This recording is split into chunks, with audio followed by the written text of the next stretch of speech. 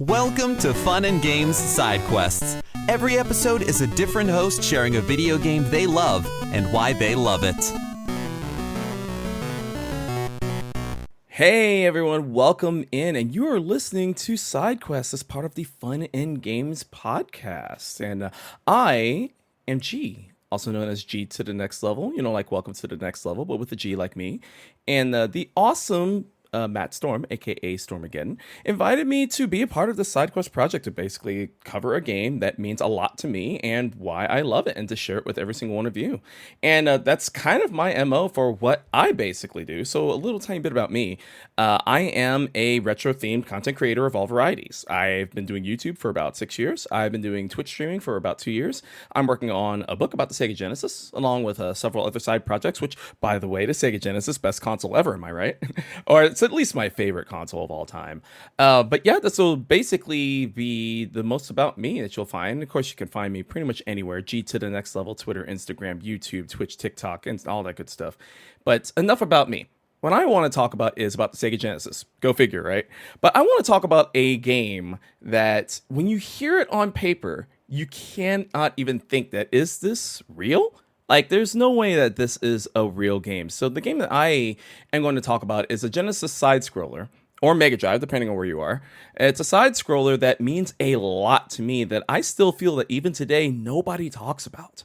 So there's a little company by the name of Renovation Products. They were a division of Sega. They published many other different games from companies such as Telenet and Wolf Team, one of my favorite developers of all time.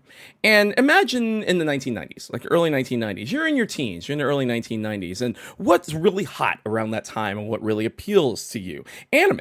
Like anything Japanese anime, especially like, really, awesome, real hard-kicking, butt-kicking ladies that are going about in the ways and whatnot. And if there's something that will appeal to me, is seeing that in the description of a game or on the box art of a game, and seeing that in that rental store and just like, oh, I need to play that. So let me give you a little tiny bit of the scenario here. So you are a Peruvian sorceress in the 1920s that was actually found and saved by an Indiana Jones-esque treasure hunter who lives in New York City, who has to stop the resurrection of an ancient god from taking over the entire world, while at the same time traveling the world to stop their evil plan. You're going to Mount Rushmore, you're going to the Ford factory, you're going to the Empire State Building, you're going all across the country while learning elemental skills such as earth, fire, water, and explosions, riding dolphins, fighting demons. You literally fight Al Capone and his monsters. Yes, that Al Capone.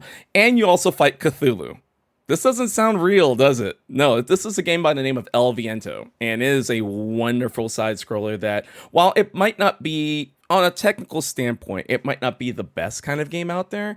It does have some issues. It's got some slowdown. The game does get really hard, but you ever play a game that its ingenuity and its imagination and its charm just overwhelms pretty much anything that could be a problem with the game?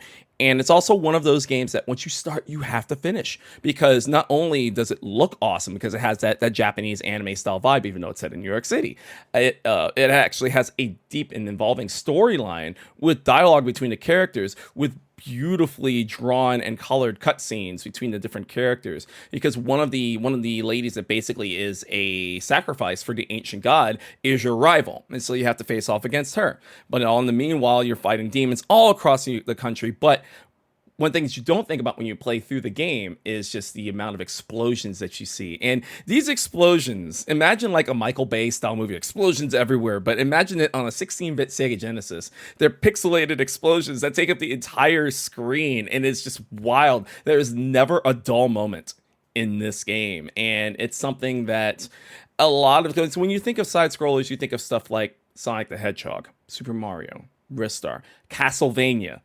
You think of something like that, but nobody really talks about Viento, and it's a real shame because, like I said, the graphics are incredible. The soundtrack by Motoi Sakuraba, one of my favorite video game composers of all time. I love their work. I think they do incredible stuff, and it is a blast from start to finish. And when you get to that stage, it's for anybody who's listening. and let me know and let Matt know once you get to stage 4 and you get to the riding dolphin stage. I want to know your thoughts, because here's a fun story about that with me. So literally you fight Cthulhu in stage 4. I don't want to give too many spoilers, but you do. You fight Cthulhu. But the thing is that the Cthulhu, how they did it was they didn't render like a screen sized Cthulhu. No. It was basically a small little octopus style Cthulhu that they basically enlarged to fill the entire screen. So you see these tentacles like coming after you. And I remember the first time, like these pixelated tentacles and just how they're animated. I remember the first time seeing that. It scared the ever living daylights out of me, enough to where I ran out of the room. And my mom was like, "What the heck's going on?" And I told her what the situation is. And she saw it afterwards when I tried to go back again. And it scared me again. She's like, "Okay, you're going to put that down. You're going to come back to that later." My mom was very cool. But yeah, it's one of those games that you're just like, you won't believe it when you hear it. But when you play it, and if you give it patience, you give it time, and you understand how it works, and you learn how to use the magic spells, and learn what actually gets the best for the amount of HP and the amount of experience that you get, because you do gain experience in it. And once you learn all this, it's just a zen that just catches. And then on top of that, again, the music, the story, and the incredibly beautiful cutscenes. El Viento, to me, is, you can't miss it. It is an absolute must play. Unfortunately, it's a pricey one nowadays if you want to get a legitimate copy. But there are several different ways, including like the Evercade, that you can get it in a cheaper fashion. But I highly recommend it. And it's a game that it means an awful lot to me. And it actually is part of a trilogy. But the other two games that are part of the trilogy just can't match the magic of El Viento. So I would have to say absolutely check this game out. But that being said, I do want to thank the team over at the Fun and Games podcast for having me on once again, and for having me share my story and to share one of my favorite games of all time, because that's what Side Quest is really all about, right? Well, it actually hits you in the heart the closest, and El Viento is one of those games that really hits me in the heart the closest. So anyway, I am G, aka G to the next level. Thanks again for having me on. You all have a wonderful time, and as always, happy gaming.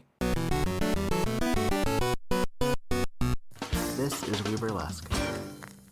Hi, this is Victor Vaughn, and I run the We Burlesque Podcast Network.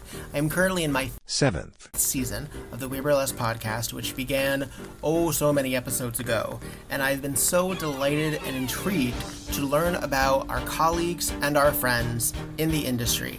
So if you enjoy being a wallflower in the dressing room and hearing all about what we do, why we do it, and what's left to do, please go to Apple, Spotify, Stitcher, iHeartRadio, Google, Libsyn, and probably some other ones I don't even know about. Oh, we're on Audible now. How neat is that? We're on frickin' Audible. Oh, so go to your platform of choice, hit subscribe when you find We Burlesque. That's WEBURLESQUE. I should know how to spell it by now. So, or you can go to WeBurlesquePodcast.com. That's all one word. That's WEBURLESQUEPODCAST.com. Yeah, that should do it. Or on Instagram at WEBURLESQUE. That's it. Hi. So, anyway, be well, be safe, and let's talk.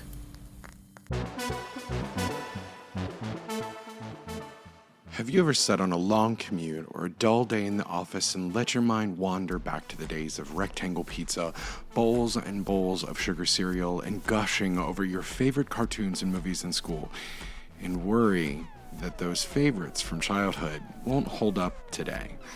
Well, the Saturday Morning Confidential podcast answers those questions for you. Host Maddie Limerick sits down with artists and creators of today to pull back the veil of nostalgia to talk about what's great and what we would change in hindsight years later. So pull on your comfiest PJs, pour yourself a bowl of your favorite cereal, and take a deep dive into the files of Saturday Morning Confidential. Releasing bi-weekly on Saturdays, available on your favorite podcast platforms and at certainpov.com. CPOV. CertainPOV.com.